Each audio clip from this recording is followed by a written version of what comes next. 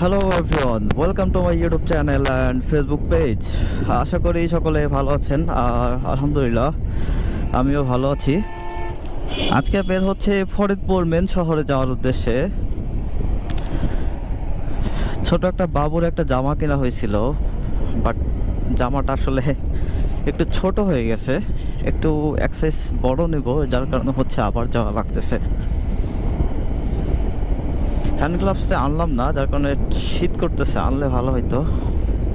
সবচেয়ে দুঃখজনক ব্যাপার হচ্ছে ভাঙ্গা থেকে যখন ফরিদপুরের উদ্দেশ্যে আসবেন, এই রাস্তাটা এত বাজে অবস্থা, মানে বলে বোঝানোর মতো না। খুব বাজে অবস্থা একবারে, একদম ঠিক নৌকার মতো মনে হয় যে নদীর ঢেউ। আর কিছু কিছু জায়গায় প্রায় 3-4 ইঞ্চি করে গর্ত। সবে যে খারাপ ব্যাপারটা এমন না, কিছু কিছু জায়গা ভালো আছে। বাট ভাঙ্গা থেকে ফরিদপুর পর্যন্ত প্রায় 60% রাস্তাই নষ্ট। আজকে রোদ উঠছে অনেক দেরিতে, 3টার পরে রোদ উঠছে। সারাদিন রোদ নাই, সারাদিন কুয়াশাতে ঢাকা। শীতের সময় আসলে বাইক রাইড করা অনেক কষ্টেরই ব্যাপার। রাস্তার যে অবস্থা, খুবই বাজে অবস্থা।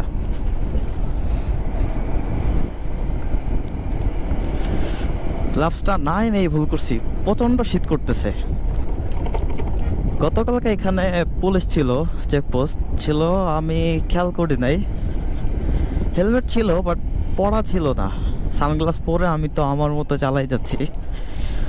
হঠাৎ করে দেখি যে সার্জেন্ট দাঁড়ায় আছে, বাট উনি সিগন্যাল দেয় নাই, হয়তো হেলমেটটার দিকে খেয়াল করছিল বিধায় সিগন্যালটা দেয় নাই। রাস্তার অবস্থা কি দেখছেন? খুবই বাজে অবস্থা। আমি এরকম হাইওয়ে রাস্তা দেখি নাই যে এত ভাঙা। খুব বাজে অবস্থা রাস্তার।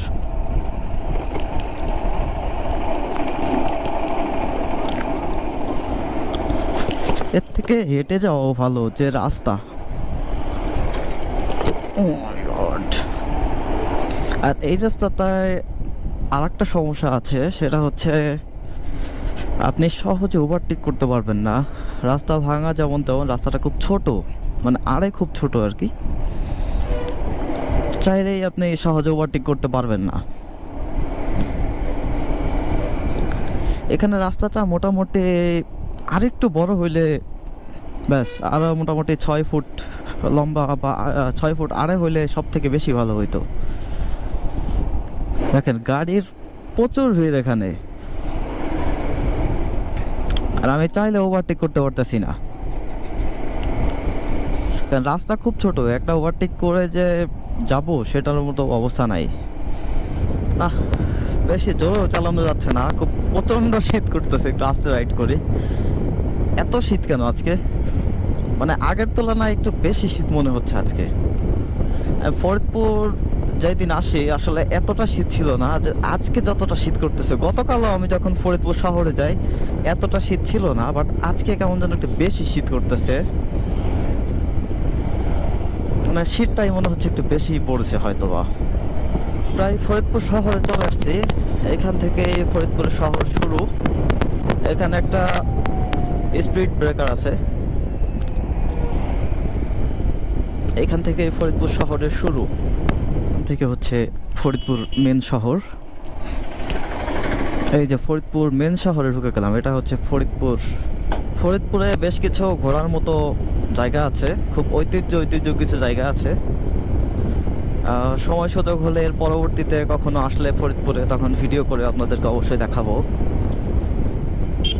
এর আগে একবার আসছিলাম, প্রায় বছর 2-3 আগে, সমুদ্দিনের বাড়িতে আসছিলাম।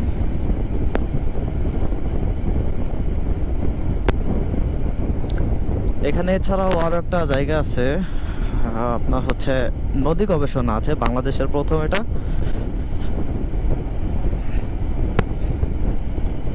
সবচেয়ে বড় নদী গবেষণা ফরিদপুরে আছে।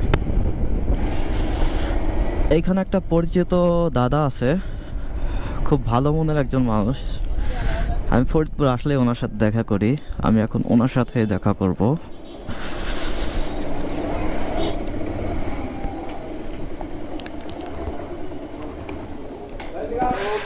এটা হচ্ছে ফরিদপুর হ্যাপি হসপিটাল।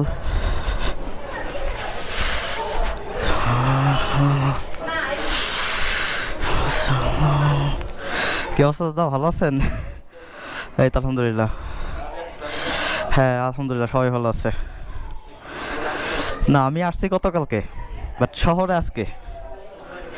হ্যাঁ হ্যাঁ, না বলবো না, অন্য এক সময় আসবো না দাদা, আমি আবার চলে যাব আজকে। হ্যাঁ আলহামদুলিল্লাহ সবাই ভালো আছে। না বলবো না, আসবো না অন্য এক সময়। দাদা কিছু খান, কি খাবেন? আপনার আজ পর্যন্ত আমি কিছু খাওয়াইতে পারলাম না, আমার এই এটা দুঃখ। ওটা তো ঠিক আছে, আচ্ছা ঠিক আছে দাদা, আসি আমি, আসবো না অন্য এক সময়, আসবো না। ঠিক আছে, আচ্ছা। এই অত্যন্ত ভালো মনের একজন মানুষ, খুবই পরিচিত আমার।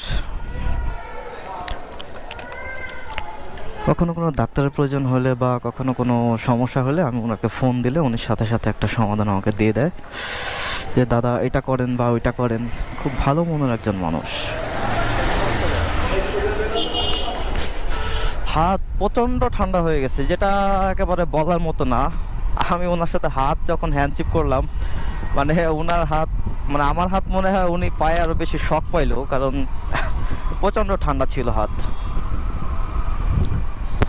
আমার কাছে এখন মনে হচ্ছে এই বাম হাতটা বা ডান হাত, যেটাই দুইটার যে কোনো একটা যদি আমি চুলার মধ্যে দিয়ে রাখি, আমার মনে হয় কিছুই হবে না,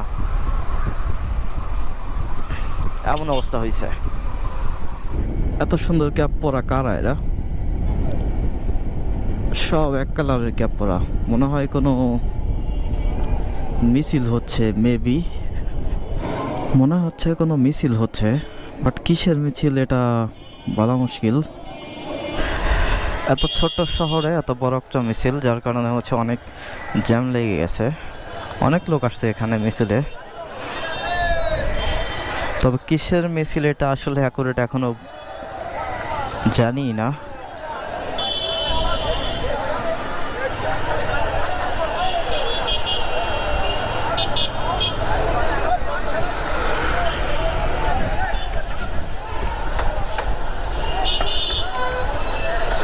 প্রচন্ড জ্যাম লেগে গেছে এখানে।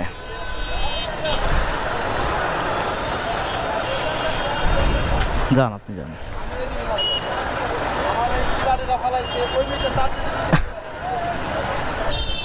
টান দেন টান দেন ভাই, টান দেন।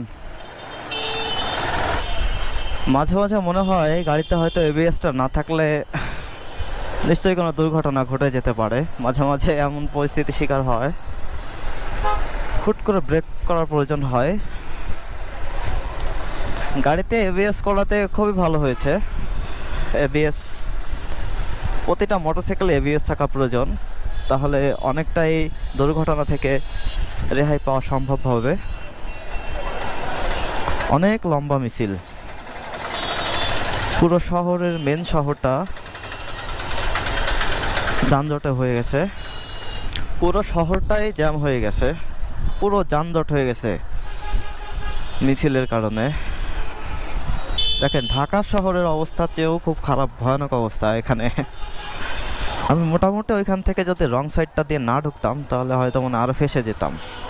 যে জ্যাম লাগছে তাতে মনে হয় না আজকে 1 ঘন্টা নিচে ছাড়াবে। আমি ফেরার পথে কি করব এটা নিয়ে ভাবতেছি। গন্তব্যের কাজ শেষ করে, অর্থাৎ যে বাচ্চার যে জামাটা কেনা হয়েছিল সেটা চেঞ্জ করা হয়েছে।